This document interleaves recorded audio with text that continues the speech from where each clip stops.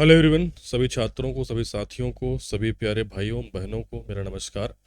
शिक्षक सामाजिक विज्ञान विषय की इस क्लास में, इस श्रृंखला में मैं आप लोगों का फिर से वेलकम करता हूं। जैसा कि आप सभी को पता है कि शिक्षक वर्ग 2 जो सामाजिक विज्ञान विषय है, उसमें जो नए सिलेबस में परिवर्तन किए गए हैं या नया चीज़ जो आपका ऐड किया गया है, उसका हम क्लासेस जो है वो आपका ले रहे हैं। हमारे कंप्लीट ऑनलाइन कोर्स में सिलेबस के बाकी हिस्सों की पूरी क्लासेस हो चुकी हैं। तो जो छात्र बिना देर किए, बिना समय गंवाए एक गुणवत्तापूर्ण तैयारी करना चाहते हैं, वो हमारा ऑनलाइन कोर्स जो है ज्वाइन कर चुके हैं। यदि आपने अभी तक नहीं किया है तो आपके स्क्रीन पर जो कोर्स दिखाई दे रहा है, जो व्हाट्सअप नंबर दिखाई दे रहा है, और इस क्लास के डिस्क्रिप्शन में एप्लीकेशन का लिंक है, कोर्स का लिंक है, एक बार जाइए, ज़रूर चेक कीजिए। अकॉर्डिंग टू सिलेबस, चाहे वो रीजनिंग हो, चाहे सामान्य अध्ययन हो, चाहे आपका सामाजिक विज्ञान वाला एरिया हो, चाहे हिंदी हो, जितने भी आपके हिस्से हैं, टू द सिलेबस आपको कराया जा रहा है। और बहुत ही न्यूनतम शुल्क पे आपको बहुत ही बेहतरीन गुणवत्तापूर्ण क्लास दी जा रही है। उसमें आपको लेक्चर्स के साथ पीडीएफ नोट्स एप्लीकेशन पर अवेलेबल होगा, और साथ ही साथ अब आपका टेस्ट सीरीज भी ऐड कर दिया गया है। तो बिना देर किए आप सही मार्गदर्शन में तैयारी कीजिए, आपकी सफलता जो है जरूर आपके कदम चूमेगी। तो देखिए क्या है, पिछले क्लास में अगर हम बात करें तो हमने जो है भूगोल का अध्ययन प्रारंभ किया हुआ है, और भूगोल में भारत के भूगोल के अलावा जो बेसिक विश्व भूगोल है उसको जो है आपका ऐड किया गया है। मैंने पिछले क्लास में बताया था कि आपका जो पृथ्वी के प्रमुख घटक हैं, महासागर महाद्वीप हैं, पृथ्वी पर परिवर्तनकारी शक्तियां हैं, ज्वालामुखी वगैरह हैं, भूकंप वगैरह हैं, हिमनद के बारे में दिया हुआ है। कुछ तो मैं आपका पढ़ा चुका हूं जो ऑलरेडी एप्लीकेशन में ऐड है, और बाकी हम जो है ऐड करते हुए जा रहे हैं। तो धैर्य बनाए रखिएगा, आपको बेस्ट क्लासेस जो है वो आपको प्रोवाइड की जा रही है। अब इसमें मैंने पिछले क्लास में आपको अक्षांश रेखाओं के बारे में बड़े ही जो है वो आपका विस्तार से बताया है कि अक्षांश रेखाएं क्या होती हैं, किस प्रकार घुमा करके क्वेश्चन जो है वो आपका पूछ सकता है कि पृथ्वी एक पूर्णतः गोला नहीं है, या तो वो जियोइड है, या तो वो आपका ऑब्लिक स्फेरोइड है, अर्थात आपका लघ्वक्ष गोलाभ है। इसके अलावा मैंने बताया था कि अक्षांश रेखाओं की जो संख्या होती है वो प्रश्न के अनुसार जो है वो आपका भिन्न हो सकती है। उत्तरी अक्षांश क्या है, दक्षिणी अक्षांश क्या है, कर्क रेखा क्या है, मकर रेखा क्या है, आर्कटिक वृत्त क्या है, अंटार्कटिक वृत्त क्या है, पृथ्वी में उत्तर से दक्षिण का जो आपका व्यास है और पूर्व से पश्चिम का जो आपका व्यास है, उसमें किस प्रकार से 42 किलोमीटर का अंतर आता है, ग्रिड प्रणाली जो है वो आपका क्या होती है, ये सारी चीजें मैं आपको डिटेल में जो है वो आपका समझा चुका हूँ। ठीक है। इसके अलावा जो और बेसिक कंसेप्ट होते हैं या नए क्वेश्चन होते हैं कि आपका अस्वक्षांश क्या होता है, वृहद वृत्त क्या होता है, लघु वृत्त क्या होता है, ये सभी के बारे में मैंने आपको बताया हुआ है कि भारत में किस प्रकार से कर्क रेखा गुजरती है, छत्तीसगढ़ में किस प्रकार से कर्क रेखा गुजरती है, मकर रेखा की क्या स्थिति है, क्यों हमारा छत्तीसगढ़ सहित भारत जो है वो उष्णकटिबंध में आता है। ये सारी चीज़ें मैं डिटेल में आपको समझा चुका हूँ। आज की क्लास में हम आगे बढ़ेंगे, और लेटीट्यूड को पढ़ने के बाद आज के क्लास में हम लॉन्गिट्यूड को पढ़ने वाले हैं, अर्थात देशांतर रेखाओं को पढ़ने वाले हैं। जिस प्रकार से अक्षांश रेखाओं से विभिन्न प्रकार के प्रश्न बन सकते हैं, उसी प्रकार से देशांतर रेखाओं से विभिन्न प्रकार के प्रश्न बन सकते हैं। याद कीजिए, पिछले क्लास में मैंने आपको रायपुर शहर का एग्जाम्पल दिया था कि रायपुर शहर से कोई ना कोई अक्षांश रेखा गुजरती होगी और कोई ना कोई देशांतर रेखा गुजरती होगी, दोनों एक दूसरे को क्रॉस करते होंगे, वही रायपुर शहर का कोऑर्डिनेट होगा, वही रायपुर शहर का लोकेशन कहलाएगा। तो अक्षांश रेखाएं, देशांतर रेखाएं पृथ्वी पर स्थानों की स्थिति बताने में महत्वपूर्ण भूमिका निभाती हैं, और यही आपके सिलेबस में पहला चैप्टर है, पृथ्वी पर स्थानों की स्थिति, मानचित्र अध्ययन। ठीक है। तो इसको ग्रिड प्रणाली के द्वारा पढ़ा जाता है। इन सभी को मैं पढ़ा चुका हूं। अगर आपने पिछला क्लास नहीं देखा है तो लिंक डिस्क्रिप्शन में दिया हुआ है, डला हुआ है, उसको जरूर जो है जाकर के देखिए। उसके बाद जो है वो आपका आगे बढ़िए। तो चलो, मैं तो 3D में जो है आपको देशांतर रेखाओं के बारे में बड़े ही डिटेल से समझाऊंगा ही, लेकिन उससे पहले कुछ बेसिक बातें मैं आपको देशांतर रेखाओं के बारे में बता देता हूं, जैसे मैंने पिछले क्लास में आपको अक्षांश रेखाओं के बारे में बताया था। ठीक है। तो चलो, पहले थोड़ा सा बेसिक समझो बेटा, उसके बाद हम आपका नोट्स के माध्यम से, 3D इमेज के माध्यम से एडवांस तरीके से समझेंगे। तो चलिए हम फिर से जो है एक पृथ्वी का निर्माण कर लेते हैं। पृथ्वी है ये हमारी। ठीक है। अब जो पृथ्वी है, इसमें हमने कल क्लास में मैंने बताया था कि एक जो इस प्रकार से क्षैतिज रेखाएं होती हैं वो कौन सी रेखाएं होती हैं, आपका अक्षांश रेखाएं होती हैं, लैटिट्यूड होता है। और जो इस प्रकार से ऊर्ध्वाधर रेखा खींची जाती हैं वो कौन सी रेखा होता है, वो आपका देशांतर रेखा होता है, लॉन्गिट्यूड होता है। ठीक है, तो हमने अक्षांश रेखाओं के बारे में पढ़ लिया है, देशांतर रेखाओं के बारे में हम पढ़ेंगे।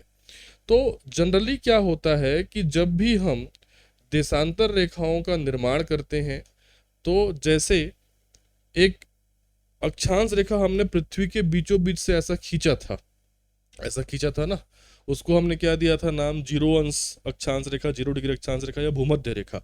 उसी प्रकार से एक जो आपका देशांतर रेखा है वो पृथ्वी के बीचों बीच से इस प्रकार से गुजरती है। इसको क्या कहा जाता है, इसको 0 डिग्री देशांतर रेखा कहा जाएगा। इसको 0 डिग्री देशांतर रेखा कहा जाएगा। इसका भी और नाम है, प्रधान याम्योत्तर कहते हैं, प्राइम मेरिडियन कहते हैं, ग्रीनविच रेखा कहते हैं, आगे मैं आपको बताऊंगा। ठीक है, अब देखो क्या है कि जिस प्रकार हमारे पृथ्वी पर अक्षांश रेखाएं ऐसे सर्कल में खींची गई हैं, मैंने गेंद के एग्जाम्पल से आपको बताया था कि ये पृथ्वी जो है, इस प्रकार से ये जो गेंद है वो पृथ्वी है, तो अक्षांश रेखाएं जो है वो इस प्रकार से खींची गई हैं, ऐसे ऐसे, मतलब पृथ्वी में चारों तरफ से इस प्रकार से खींचा गई, एक पूरा का पूरा वृत्त बनाती है। लेकिन देशांतर रेखाएं वृत्त नहीं बनाती। पहला आप फर्क ये याद रख लो, अक्षांश रेखाएं जो हैं एक पूर्ण वृत्त बनाती हैं, लेकिन देशांतर रेखाएं एक पूर्ण वृत्त नहीं बनाती, वो एक अर्धवृत्त बनाती हैं। मतलब मैं क्या बोलना चाहता हूं, जो देशांतर रेखाएं हैं वो कुछ इस प्रकार से खींची जाएंगी बेटा, यहां से यहां, फिर यहां, फिर यहां, फिर यहां, पूरा वृत्त बन रहा है क्या, नहीं, ऐसा, ये ऐसा, ऐसा, इस प्रकार से। ठीक है, अर्धवृत्त बनता है। ठीक, अब ये 2D है तो 2D में तो वैसा ही दिखेगा, जबकि जो अक्षांश रेखा था वो ऐसा, मैं कल पिछले क्लास में आपको घुमा करके दिखाया था, ये पूरा ऐसा ऐसा घूमता है। ठीक है, पूर्ण वृत्त बनता है। जबकि देशांतर रेखा उत्तरी ध्रुव को दक्षिणी ध्रुव से मिलाएगा, दूसरा भी वैसा करेगा, तीसरा भी ऐसा करेगा, ऐसे पूरा पृथ्वी पर जो है वो आपका फैला हुआ है। किस दिशा में, उत्तर से दक्षिण दिशा में जो है वो आपका फैला हुआ है। ठीक है, तो इसमें पृथ्वी के बीचों बीच से जो देशांतर रेखा गुजरती है उसको 0 डिग्री देशांतर रेखा कहते हैं, या इसको एक और नाम से जानते हैं, इस 0 डिग्री देशांतर रेखा को प्राइम मेरिडियन कहा जाता है। क्या कहा जाता है, प्राइम मेरिडियन, या हिंदी में इसको प्रधान याम्योत्तर कहते हैं, प्रधान याम्योत्तर रेखा। ठीक है, ये रेखा इंग्लैंड में एक जगह है, ग्रीनविच नाम का शहर है, वहां से गुजरती है, इसीलिए इस रेखा को ग्रीनविच रेखा कहते हैं। जैसे 0 डिग्री अक्षांश रेखा के बहुत सारे नाम थे, 0 डिग्री अक्षांश रेखा को भूमध्य रेखा भी कहा जाता है, इंग्लिश में आपका इक्वेटर भी कहा जाता है, या उसको विषुवत रेखा के नाम से भी जो है हम जानते थे। उसी प्रकार जो 0 डिग्री देशांतर रेखा है, उस 0 डिग्री देशांतर रेखा को कई नाम से जाना जाता है। ग्रीनविच शहर के चलते ग्रीनविच रेखा भी कहते हैं, प्रधान याम्योत्तर रेखा भी कहा जाता है, प्राइम मेरिडियन भी कहा जाता है।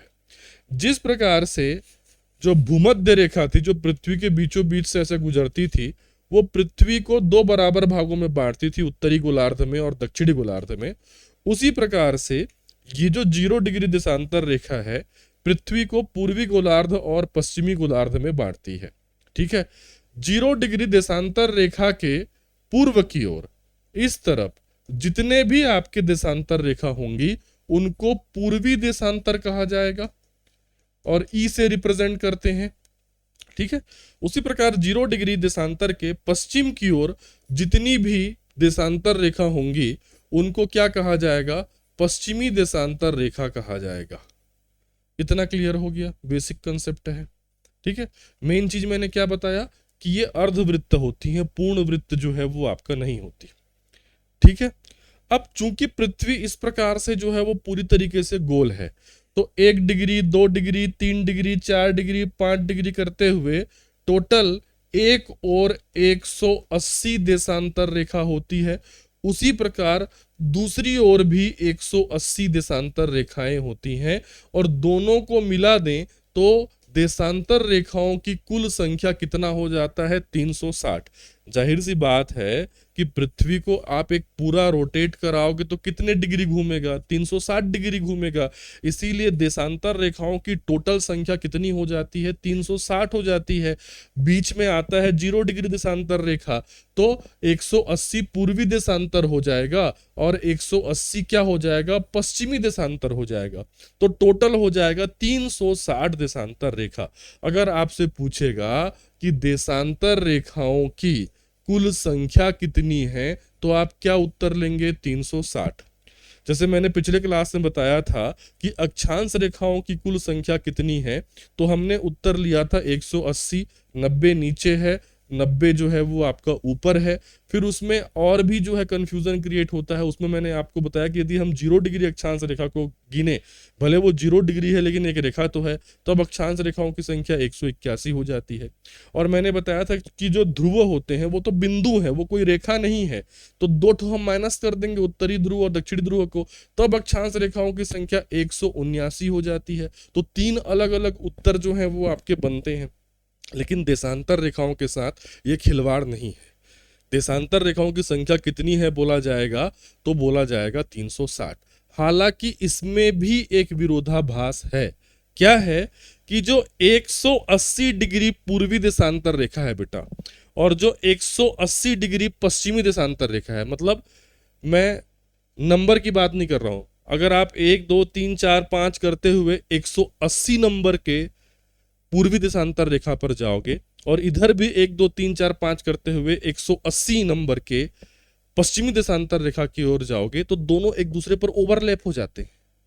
अलग अलग नहीं रहते, दोनों एक दूसरे पर क्या हो जाते हैं? ओवरलैप। अभी ये मान लो मेरा हाथ एक रेखा है, ये है मान लो 180 डिग्री पूर्वी देशांतर रेखा, और यही है 180 डिग्री पश्चिमी देशांतर रेखा। तो वो दोनों रेखाएं आपस में मिल जाती हैं। भले मिली हैं लेकिन दो रेखाएं तो हैं, दिखने में एक ही दिखाई देगी वो। ठीक है, इसीलिए कंसेप्ट ये निकलता है कि देशांतर रेखाओं की कुल संख्या कितनी होती है? 360। ठीक है, यहां तक बातें जो है वो आपको समझ में आ गई? आई हैं क्या? बताइए, आगे बढ़ते हैं।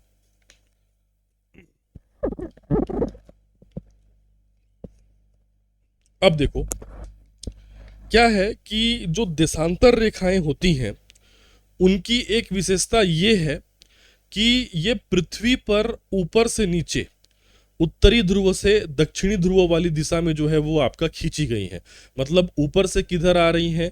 नीचे की ओर आ रही हैं। ठीक, अब इसमें मैंने बताया कि बीचों बीच जो रेखा है, इसको मैं दूसरे कलर में कर दे रहा हूं ताकि थोड़ा सा आप डिफरेंशिएट कर सको।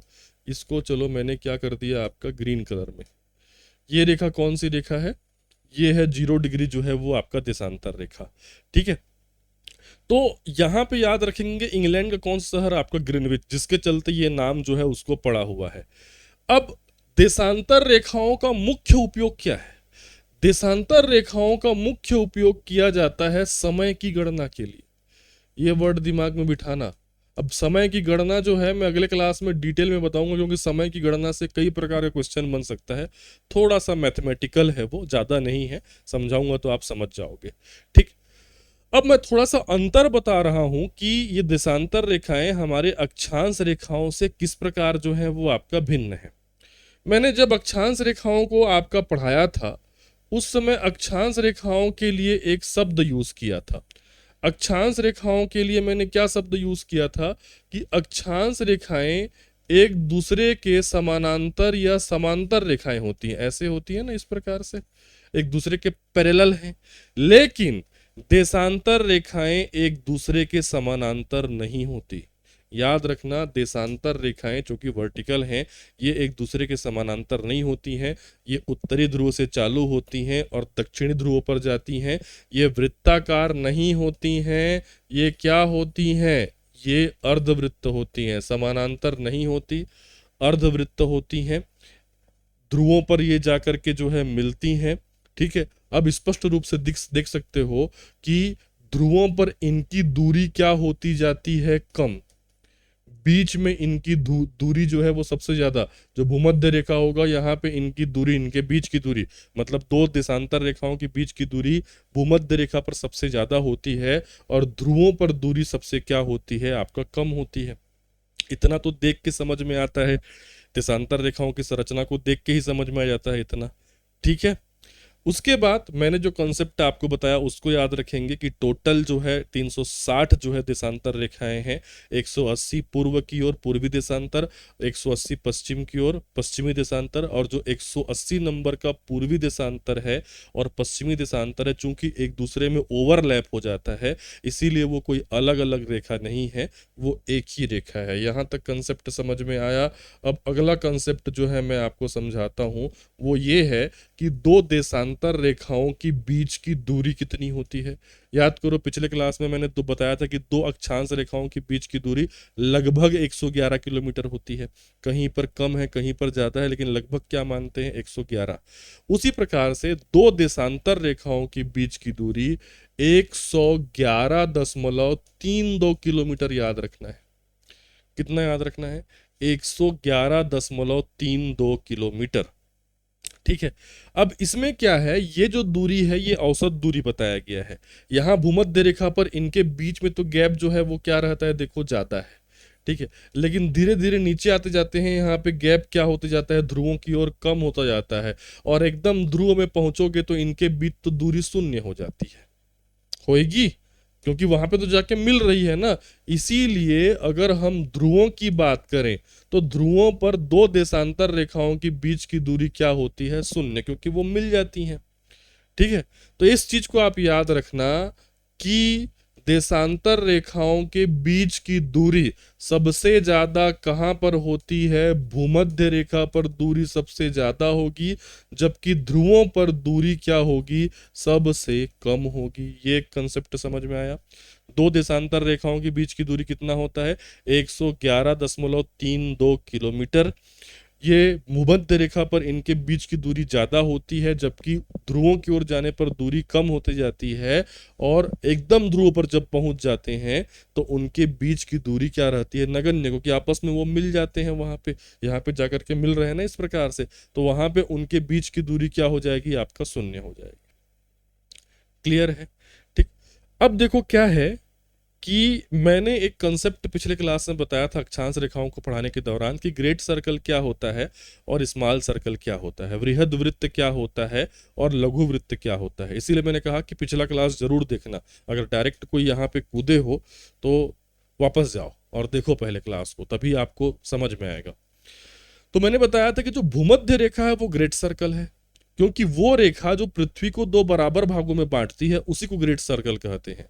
और भूमध्य रेखा एक 0 डिग्री अक्षांश रेखा है, तो 0 डिग्री अक्षांश रेखा ही वृहद वृत्त कहलाती है। बाकी जितनी भी अक्षांश रेखाएं हैं वो पृथ्वी को दो बराबर भागों में नहीं बांट पाती, इसीलिए वो वृहद वृत्त नहीं कहलाती, वो लघु वृत्त कहलाती है। लेकिन देशांतर रेखाओं के साथ ऐसा नहीं है। जितनी भी देशांतर रेखाएं हैं सभी की सभी देशांतर रेखा वृहद वृत्त है, सभी की सभी देशांतर रेखा लार्ज सर्कल है या ग्रेट सर्कल है। क्यों सर, ऐसा क्यों? क्योंकि देखो बेटा, ये ऐसा अर्धवृत्त बनाती है, फिर दूसरा उस तरफ से अर्धवृत्त बनाएगा। ये देखो, ये मान लो मैं बताना चाहूं तो एक यहां से यहां अर्धवृत्त बना और उसके दूसरे तरफ यहां से इधर अर्धवृत्त बना। तो सब जो है आप देखोगे तो जितनी भी देशांतर रेखा होंगी वो सारी देशांतर रेखा पृथ्वी को दो बराबर भागों में ही बांटेंगी, चाहे इसको लो चाहे इसको लो चाहे इसको लो। ये 2D में समझ में नहीं आता, लेकिन 3D में सोचो, मैं यहां से ऐसा खींचूं और इधर से ऐसा खींचूं, चाहे कोई भी देशांतर रेखा को मैं खींचूं, वो मिल के पृथ्वी को दो बराबर भागों में ही बांटेंगी। तो सर जब ऐसा है तो कहीं को भी हम 0 डिग्री क्यों नहीं मान लिए? क्योंकि भाई पृथ्वी का एक मानक मानना था, कहीं को भी मान सकते थे, सही बात है, लेकिन माना गया किसको? ये इंग्लैंड के ग्रीनविच शहर से गुजरने वाली रेखा को, उसको माना गया। तो इस चीज को याद रखना कि जितनी भी देशांतर रेखाएं होती हैं वो कोई भी लघु वृत्त नहीं कहलाता, वो सभी का सभी दीर्घ वृत्त कहलाता है। पिछले क्लास में मैंने लघु वृत्त क्या होता है, दीर्घ वृत्त क्या होता है वो बताया था कि ऐसा वृत्त जो पृथ्वी को दो बराबर भागों में बांटता है उसको दीर्घ वृत्त कहते हैं, उसको वृहद वृत्त कहते हैं, बाकी को लघु वृत्त कहेंगे। तो उसमें अक्षांश रेखाओं में केवल 0 डिग्री अक्षांश रेखा या भूमध्य रेखा थी जो पृथ्वी को दो बराबर भागों में बांटती थी, तो केवल वही एक वृहद वृत्त था। बाकी जितनी भी अक्षांश रेखाएं थी वहां पे लघु वृत्त थी। पर देशांतर रेखाओं के साथ ऐसा नहीं है, सभी देशांतर रेखाएं पृथ्वी को दो बराबर भागों में बांटती हैं, इसीलिए सभी देशांतर रेखाएं वृहद वृत्त की कैटेगरी में ही आती हैं। बराबर बात समझ में आ गई यहाँ पे? ठीक है, आई होप ये सारी चीजें जो है वो आपको अच्छे से समझ में आ गई होंगी। तो मैं एक बार आपको 3D विजन के साथ जो है वो आपका बताता हूँ, फिर हम अक्षांश रेखाओं और देशांतर रेखाओं के बीच तुलना करेंगे कि मेन डिफरेंस उन दोनों के बीच क्या है। तुलनात्मक अध्ययन करना जरूरी है क्योंकि आपके एग्जाम में तुलनात्मक दृष्टि से कथन कूट कारण वाला क्वेश्चन पूछ सकता है। देखिए बेटा, तो यहाँ पे 3D मैप है, देख लो। ठीक, इस प्रकार जो है वो देशांतर रेखाएं उत्तरी ध्रुव से दक्षिणी ध्रुव की ओर जाती हुई आपको दिखाई दे रही हैं। तो क्या होती हैं भाई देशांतर रेखाएं? देशांतर रेखाएं जिनको हम लॉन्गिट्यूड कहते हैं, पृथ्वी के उत्तरी और दक्षिणी ध्रुवों को मिलाने वाली काल्पनिक ऊर्ध्वाधर रेखाएं हैं। ये रेखाएं पूर्ण वृत्त नहीं होती, इस चीज को याद रखना, बल्कि कैसी होती हैं? अर्धवृत्त होती हैं। ठीक है, देशांतर रेखाएं समय निर्धारण और भौगोलिक स्थिति का पता लगाने के लिए महत्वपूर्ण है। मेनली समय निर्धारण वर्ड को याद रखना। ठीक है, जो प्रमुख याम्योत्तर या प्रधान याम्योत्तर या प्राइम मेरिडियन कहते हैं वो 0 डिग्री देशांतर पर स्थित है। ठीक है, जो बीचों बीच की जो रेखा है मैंने बताया था, इसको क्या कहते हैं? 0 डिग्री जो देशांतर रेखा है इसको प्रधान याम्योत्तर कहा जाता है या प्रमुख याम्योत्तर कहा जाता है, या इंग्लिश में क्या कहा जाता है? प्राइम मेरिडियन कहा जाता है। इंग्लैंड के ग्रीनविच शहर से गुजरती है तो इसको ग्रीनविच रेखा भी कहते हैं। क्लियर है? ठीक है, नेक्स्ट मैंने क्या बताया था कि देशांतर रेखाएं जो हैं वो क्या होती हैं कि देशांतर रेखाएं जो बीच में होंगी, ठीक है, ये देखो 3D में दिखा रहा हूं, इसको आप 0 डिग्री मानो। ठीक, उसके बाद 0 डिग्री से पूर्व की ओर जितनी देशांतर रेखाएं होंगी वो पूर्वी देशांतर रेखा होंगी। इनको ई से रिप्रेजेंट किया जाएगा। उदाहरण के लिए 80 ई लिखा है, मतलब 80 अंश पूर्वी देशांतर रेखा। ठीक है, और यदि 80 डब्लू अर्थात वेस्ट लिखा हुआ है तो 80 अंश पश्चिमी देशांतर रेखा। ठीक है, ई मतलब ईस्ट अर्थात पूर्व, डब्लू मतलब वेस्ट अर्थात पश्चिम। अब इसमें एक चीज मैं आपको यहाँ पे और याद दिला देता हूँ। देखिए क्या याद दिलाना चाहता हूँ, जो मैंने पिछले क्लास में बताया था कि हमारी जो पृथ्वी है इस प्रकार से, ठीक है, इसमें 0 डिग्री अक्षांश रेखा है ये, जिसको हम भूमध्य रेखा कहते हैं। भूमध्य रेखा के ऊपर वाला जो हिस्सा है वो क्या है? उत्तरी गोलार्ध है। और ऊपर की जितनी भी अक्षांश रेखाएं हैं वो क्या कहलाती हैं? उत्तरी अक्षांश रेखा। नीचे की जितनी भी अक्षांश रेखाएं हैं वो क्या कहलाएंगी? दक्षिणी अक्षांश रेखा। ठीक है, अक्षांश रेखाएं जो हैं ऊपर वाली सभी क्या कहलाएंगी? ऊपर वाली जितनी भी हैं वो उत्तरी अक्षांश रेखा है, और नीचे वाली जितनी भी हैं वो दक्षिणी अक्षांश रेखा है। उसी प्रकार से अब हम देशांतर रेखाओं को जो है बना लेते हैं। बीचों बीच एक रेखा हम बनाते हैं जो कि है आपका, बीचों बीच एक रेखा हम बनाते हैं जो कि क्या है आपका? 0 डिग्री देशांतर रेखा है। ये 0 डिग्री देशांतर रेखा, जिसको प्राइम मेरिडियन, प्रधान याम्योत्तर या ग्रीनविच रेखा कहेंगे। इस 0 डिग्री देशांतर रेखा के पूर्व की ओर जितनी भी देशांतर रेखा खींची जाएगी उस सभी को हम क्या कहेंगे? वो सभी जो है आपका क्या कहलाएंगी? पूर्वी देशांतर रेखा कहलाएंगी। ठीक है, और पश्चिम की ओर जितनी भी देशांतर रेखा खींची जाएगी वो सभी क्या कहलाएगी? पश्चिमी देशांतर रेखा कहलाएगी। सर तो ये तो हमको बता चुके, बार बार क्यों बता रहे हो? इसलिए बता रहा हूं बेटा, जो हमारा भारत है, जो हमारा भारत है वो भारत इस प्रकार से इस लोकेशन पे ऐसा स्थित है। ठीक है, तो भारत पूर्णतः उत्तरी गोलार्ध में है, मतलब भारत से जितनी भी देखो अक्षांश रेखा गुजर रही है वो सभी है उत्तरी अक्षांश रेखा, और भारत से जितनी भी देशांतर रेखा गुजर रही है वो सभी है पूर्वी देशांतर रेखा। तो मैं पिछले क्लास में भी बताया था, इस क्लास में पुनः दोहरा रहा हूं कि भारत सहित छत्तीसगढ़ या जितने भी राज्य हैं, जितने भी जिले, नदी, पर्वत, पहाड़, जो भी है, एक्सेट्रा एक्सेट्रा, उन सभी से उत्तरी अक्षांश रेखा ही गुजरेगी, उन सभी से पूर्वी देशांतर रेखा ही गुजरेगी। भारत में किसी भी स्थान का कोऑर्डिनेट जब बताया जाएगा तो अक्षांश में उत्तरी अक्षांश वर्ड ही प्रयोग होगा। भारत में जब भी देशांतर शब्द का प्रयोग किया जाएगा पूर्वी देशांतर शब्द ही प्रयोग होगा। बात समझ में आई? दक्षिणी अक्षांश शब्द प्रयोग होगा ही नहीं। जनरली जो बच्चे नहीं समझते हैं उनको क्या लगता है कि हाँ भाई ये मान लीजिए भारत है और भारत में कुछ इस प्रकार से होगा कि भारत में ऊपर वाला उत्तरी अक्षांश है, नीचे वाला दक्षिणी अक्षांश है। नहीं, नीचे जो गुजर रहा है ना ये भी उत्तरी अक्षांश ही है, और ऊपर जो गुजर रहा है वो भी उत्तरी अक्षांश ही है, क्योंकि पूरा का पूरा भारत उत्तरी अक्षांश में ही है। क्लियर इस बात को? ठीक है। उसी प्रकार ये मत कभी समझना कि इधर जो देशांतर रेखा गुजर रहा है वो पश्चिमी देशांतर होगा, इधर जो गुजर रहा है वो पूर्वी देशांतर होगा। नहीं, इधर जो गुजर रहा है वो भी पूर्वी देशांतर है, इधर जो गुजर रहा है वो भी पूर्वी देशांतर है, क्योंकि पूरा का पूरा भारत पूर्वी देशांतर में स्थित है। तो यदि ऑप्शन में पश्चिमी वर्ड लिखा है गलत, आंख मूंद करके, दक्षिणी वर्ड लिखा है गलत। क्लियर? समझ गए इस बात को? देखिए, ठीक है। आगे और क्या बताया मैंने आपको? आगे मैंने आपको ये बताया कि जो ये 0 डिग्री प्राइम मेरिडियन है, प्रधान या में उत्तर रेखा है, यह इंग्लैंड के ग्रीनविच शहर से जो है होकर के गुजरती है, इसीलिए इसे ग्रीनविच मेरिडियन या ग्रीनविच रेखा भी कहा जाता है। इस प्रधान या में उत्तर के पूर्व के देशांतरों को पूर्वी देशांतर कहेंगे, ठीक है, इधर वाले को, और पश्चिम के देशांतरों को पश्चिमी देशांतर कहा जाएगा। क्लियर है? नेक्स्ट, अब मैं क्या बताया था देशांतर रेखाओं के बारे में कि अक्षांश रेखाएं एक दूसरे के समानांतर होती हैं, लेकिन देशांतर रेखाएं एक दूसरे के समानांतर नहीं होती। पहला फर्क ये दिमाग में बिठा लो। अक्षांश रेखाएं इस प्रकार एक दूसरे के पैरेलल होती हैं, लेकिन देशांतर रेखाएं एक दूसरे के समानांतर नहीं होती हैं।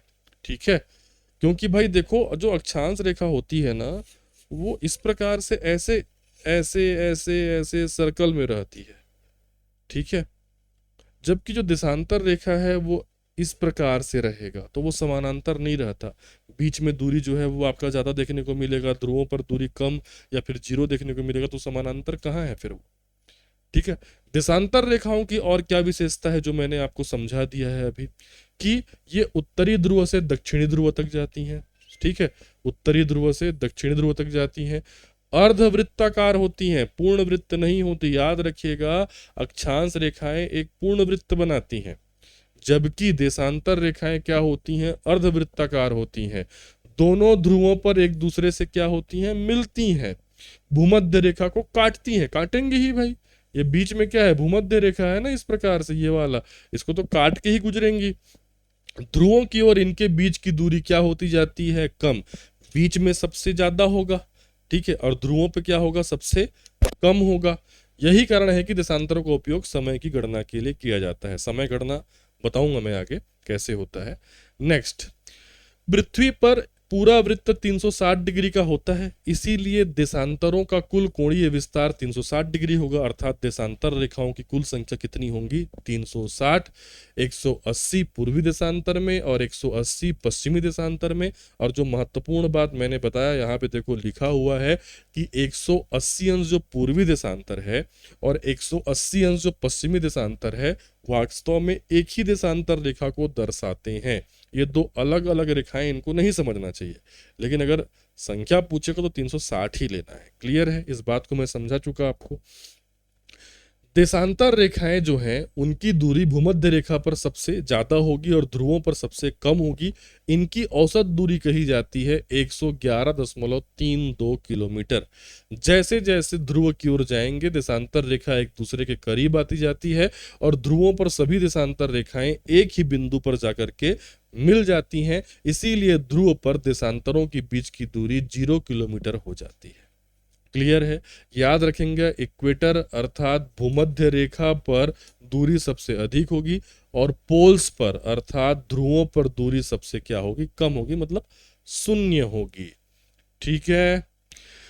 अब मैं क्या बताया कि हर देशांतर रेखा अपने आप में एक क्या है? अर्धवृत्त है, पूर्ण वृत्त तो है नहीं, क्योंकि वह उत्तरी ध्रुव से किधर जाती है? दक्षिणी ध्रुव तक जाती है। ठीक है, लेकिन याद रखें किसी देशांतर रेखा को उसके ठीक विपरीत देशांतर रेखा के साथ जोड़ दिया जाए तो पूर्ण वृत्त बनेगा। मैंने आपको बताया कि एक देशांतर रेखा जो है वो यहाँ से यहाँ पर गुजरी और उसके दूसरे वाला भी यहाँ से यहाँ तक गुजरेगा, तो हम दोनों दो देशांतर रेखाओं को जोड़ेंगे तब जाकर के पूर्ण वृत्त बनेगा।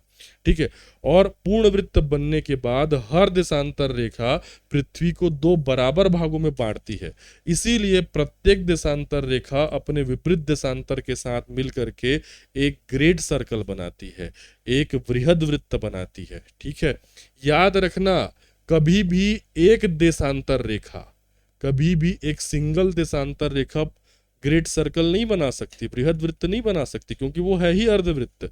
तो ये हो गया मान लो एक देशांतर रेखा और ये इधर वाला ये ऐसा पृथ्वी पर इतना खींचा गया है। ठीक है, और इधर वाला दूसरा देशांतर रेखा। ठीक है, तो इसका विपरीत दिशा वाला देशांतर रेखा होगा। ये दोनों मिल करके एक क्या बनाएंगे? पूर्ण वृत्त बनाएंगे। और इस प्रकार हर देशांतर रेखा अपने विपरीत देशांतर रेखा के साथ मिल करके एक पूर्ण वृत्त बनाएंगे जो पृथ्वी को दो बराबर भागों में बांटेंगे। इसीलिए यहाँ देशांतर रेखाओं में लघु वृत्त का कॉन्सेप्ट नहीं होता। जहां देशांतर रेखा की बात आई वहां पे आता है वृहद वृत्त ही। क्या होता है वृहद वृत्त? वो वृत्त जो पृथ्वी को दो बराबर भागों में बांटता है वो वृहद वृत्त कहलाता है। ठीक है, जिसमें अक्षांश रेखा में केवल 0 डिग्री अक्षांश रेखा या भूमध्य रेखा आती थी, लेकिन देशांतर रेखा में प्रत्येक देशांतर रेखा अपने विपरीत देशांतर रेखा के साथ मिल करके एक पूर्ण वृत्त बनाती है जो पृथ्वी को दो बराबर भागों में बांटती है। इसीलिए हर देशांतर रेखा अपने विपरीत देशांतर रेखा के साथ मिल करके वृहद वृत्त बनाती है। यहाँ लघु वृत्त का कॉन्सेप्ट नहीं है। ठीक है, अब देखो दोनों में तुलनात्मक अध्ययन मैं आपको कराता हूं, ये काफी जो है वो आपका जरूरी है। इस चार्ट पे नजर डालिए। अक्षांश रेखा, देशांतर रेखा। इंग्लिश में अक्षांश रेखा को कहते हैं लैटिट्यूड और देशांतर रेखा को कहते हैं लॉन्गिट्यूड। इन दोनों का आधार रेखा क्या है? बीच का रेखा क्या है? तो अक्षांश रेखा में होता है भूमध्य रेखा। ठीक है, जबकि देशांतर रेखा में होता है प्रधान यामी उत्तर रेखा। भूमध्य रेखा मतलब 0 डिग्री अक्षांश रेखा, प्रधान यामी उत्तर रेखा मतलब 0 डिग्री देशांतर रेखा। ठीक है, इनका मान कितना होता है? 0 डिग्री से 90 डिग्री तक रहता है उत्तरी अक्षांश में, उसी प्रकार से 0 डिग्री से दक्षिण ध्रुव में मतलब दक्षिणी गोलार्ध में रहता है आपका 90 डिग्री दक्षिणी अक्षांश तक। ठीक है, अक्षांश के बारे में। देशांतर के बारे में क्या आता है? 0 से 180 डिग्री पूर्वी देशांतर भी और पश्चिमी देशांतर भी। दिशा, इनकी दिशा कैसे रहती है? ये उत्तर से दक्षिण की ओर व्यवस्थित रहते हैं। इनकी दिशा कैसे रहती है? पूर्व से पश्चिम की ओर व्यवस्थित रहते हैं। स्वरूप इनका कैसा रहता है? ये पूर्ण वृत्त रहता है अक्षांश रेखा, जबकि देशांतर रेखा क्या रहता है? अर्धवृत्त रहता है। ठीक है, ये एक दूसरे के समानांतर रहती हैं, जबकि ये एक दूसरे के समानांतर नहीं रहती, ये ध्रुवों पर जाकर के मिलती हैं। दूरी क्या रहती है? इनकी दूरी लगभग समान रहती है, कहीं पर 110 रहता है, कहीं पर 111.7 के आसपास रहता है, मोटा मोटा 111 मान लेते हैं। लेकिन यहाँ बहुत डिफरेंस रहता है। ये भूमध्य रेखा पर इनकी दूरी जो है वो ज़्यादा रहती है और ध्रुवों पर जो है इनकी दूरी शून्य हो जाती है। लेकिन ऑल ओवर देशांतर रेखाओं के बीच की दूरी कितनी मानी जाती है? 111.32 किलोमीटर। ठीक है, समय से संबंध। समय से प्रत्यक्ष मुख्यतः आधार नहीं है। अक्षांश रेखाओं को समय के लिए कम, आपका ऋतु परिवर्तन के लिए ज़्यादा जाना जाता है, जबकि देशांतर रेखाओं को समय के लिए ही, समय के मापन के लिए ही जाना जाता है, समय की गणना के लिए ही जाना जाता है। ठीक है। ग्रेट सर्कल, वृहद वृत्त केवल इक्वेटर बनाता है, मतलब 0 डिग्री अक्षांश रेखा या आपका भूमध्य रेखा ही वृहद वृत्त बनाता है, जबकि प्रत्येक देशांतर रेखा अपने विपरीत देशांतर रेखा के साथ मिल करके एक वृहद वृत्त जो है वो आपका बनाती है। तो आई होप आपको अक्षांश रेखाओं का और देशांतर रेखाओं का पूरा कॉन्सेप्ट जो है वो अच्छे से समझ में आ गया होगा कि भाई लॉन्गिट्यूड क्या होता है, लैटिट्यूड क्या होता है, ये आप बहुत अच्छे से समझ गए होंगे। अगला जो हमारा क्लास रहेगा, मैं देशांतर रेखाओं के द्वारा समय की गणना जो है वो किस प्रकार से की जाती है वो मैं आपको डिटेल में बताऊंगा। समय की गणना के बहुत सारे कॉन्सेप्ट हैं, कई प्रकार का प्रश्न जो है वो समय की गणना से जो है वो आपका पूछता है, इसीलिए मैंने इसको अलग क्लास के रूप में ही रखा है। ठीक है। तो हमारी जो आपका क्लासेस चल रही हैं शिक्षक सामाजिक विज्ञान, उसमें जितने भी नए सिलेबस ऐड हुए हैं उन सभी नए सिलेबस की क्लासेस आपको मिलेंगी। जो क्लासेस पुराने सिलेबस में थी वो सभी क्लासेस हो चुकी हैं, तो आप एप्लीकेशन पर जो फोल्डर बने हुए हैं उसमें पुराने क्लासेस को कंप्लीट करते हुए जाइए। साथ ही साथ जो नया सिलेबस ऐड हुआ है, चाहे भूगोल की हो बात हो, चाहे इतिहास की बात हो, चाहे नागरिक शास्त्र या संविधान की बात हो, चाहे इकोनॉमिक्स की बात हो, वो सब मैं करके आपको दूंगा।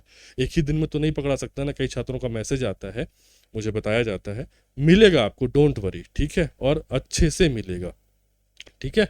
तो हम तो फिलहाल भूगोल को पहले खत्म करेंगे, उसके बाद आगे बढ़ते हुए जाएंगे। ठीक। तो हम यहाँ पे पृथ्वी पर स्थानों की स्थिति पढ़ रहे हैं। 2 क्लास में ये पृथ्वी पर स्थानों की स्थिति मानचित्र संबंध खत्म हो जाएगा। फिर मैं आपको एक क्लास में पृथ्वी की आंतरिक संरचना बड़े ही डिटेल समझाऊंगा। फिर हम इस पे आएंगे, फिर इस पे आएंगे, उसके बाद हम इतिहास पे जंप करेंगे।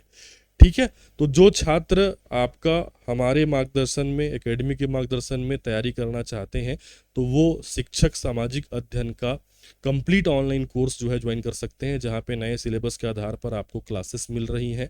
साथ ही साथ आपको folder wise, chapter wise, syllabus wise पहले से जो क्लासेस हो चुकी हैं वो भी आपको मिलेंगी। एप्लीकेशन में पीडीएफ नोट्स भी डलेगा, नहीं डला होगा तो मैं आपके डालूंगा, थोड़ा सा सब्र रखिएगा, सब आपको मिलेगा। साथ ही साथ मैंने इसमें टेस्ट सीरीज भी ऐड कर दिया है, तो डिस्काउंट के साथ बहुत ही न्यूनतम शुल्क पर आपका उपलब्ध है। एक बार जाकर के चेक कीजिए, प्रवेश लीजिए और सिलेक्शन में एक पद में अपनी स्थिति को मजबूत बनाइए।